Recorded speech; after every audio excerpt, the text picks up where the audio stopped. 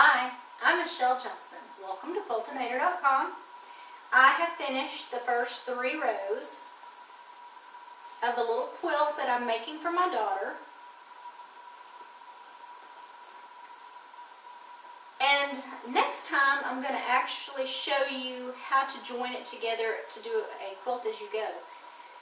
But one of the things I wanted you to understand was I am very new to free motion quilting. As you probably can tell by my little videos, I have always used an even feed foot when I use my domestic machine. I have used a long arm machine a few times, and my quilting there is really quite different. And in my opinion, it is much easier to use a long arm machine to free motion quilt for most things.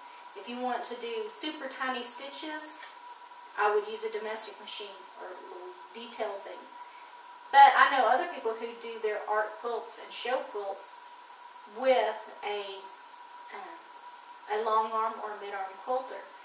I am not a art quilter. I'm not a show quilter. I just want to get something done. I want to get back to quilting. I want to be able to make things that my family can have for future, they can pass to their children. So not necessarily, an heirloom type quilt, but just something they can pass down, and, maybe these will eventually be cut up into placemats or something, in 30, 40, 50 years. Who knows?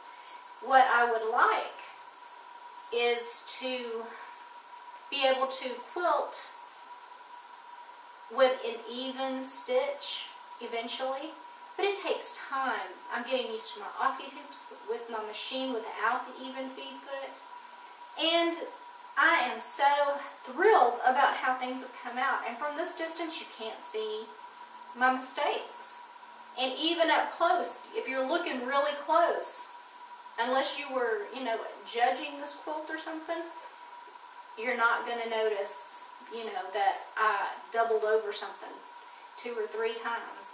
And you might even think it was intentional that I did it in like 2 or 3 spots near each other, just testing it out.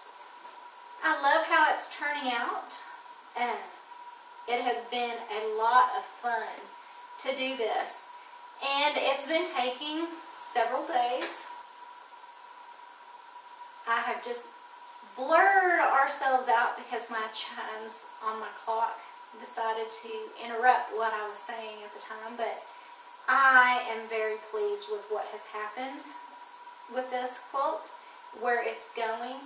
Next time I'm going to show you how everything goes, but again, you're seeing this as I go. So it's taking a little bit of time. This so far has probably taken me 12 hours worth of work.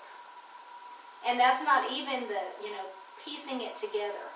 That is just with the actual quilting, because I'm not super speedy. I do it at my own pace, and I take lots of breaks.